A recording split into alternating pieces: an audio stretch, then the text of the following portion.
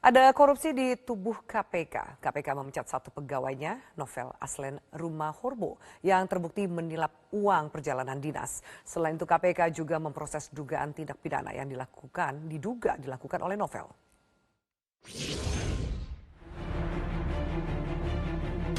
Tidak tanggung-tanggung, duit perjalanan dinas yang diduga ditilap oleh pegawai KPK Novel Aslen Rumahorbo sebesar R1,5 miliar, tepatnya Rp550 juta yang dilakukan pada rentang waktu 2021 hingga 2022. KPK memecat Novel dan memastikan pemecatan itu tidak menghentikan pengusutan dugaan pidana yang dilakukan Novel. Keropos di tubuh KPK bukan kali ini saja. Sebelumnya hanya dalam kurun waktu Desember 2021 hingga Maret 2022 terjadi praktik pungutan liar di rutan KPK. Nominalnya mencapai Rp4 miliar dan bisa jadi lebih.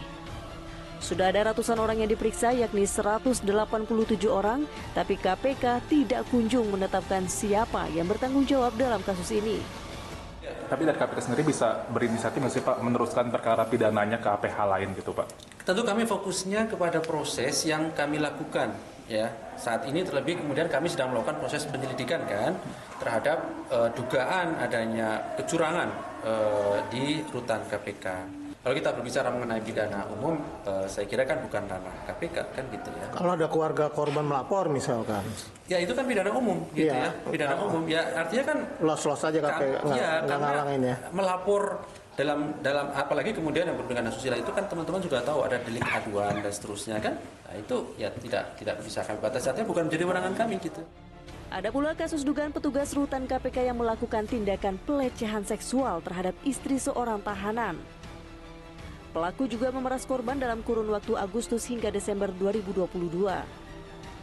Ini belum termasuk ulah pimpinan KPK yang melakukan sejumlah pelanggaran etik hingga dugaan pidana. Komisi Anti Korupsi pimpinan Firly Bahuri pada akhirnya dinilai semakin tidak profesional. Peristiwa yang terjadi di KPK akhir-akhir ini, mulai dari kebocoran informasi penyidikan di Kementerian SDM, juga terungkapnya praktik pungutan liar di rutan KPK, menunjukkan telah terjadinya pengeroposan nilai integritas di KPK. Mengapa nilai integritas merosot di KPK?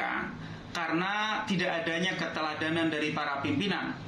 Bagaimana mungkin para pimpinan KPK dapat memberi keteladanan jika dua di antara pimpinan telah dijatuhi sanksi etik? Yang pertama, Ketua KPK Firly Bahuri dijatuhi sanksi etik dalam perkara helikopter, dan yang kedua adalah Lili Pintauli Siregar karena menjalin hubungan dengan pihak yang berperkara dan dugaan penerimaan gratifikasi tiket dan akomodasi MotoGP. Tentu ini semua adalah jelajahi cara baru mendapatkan informasi. Download Metro TV Extend sekarang.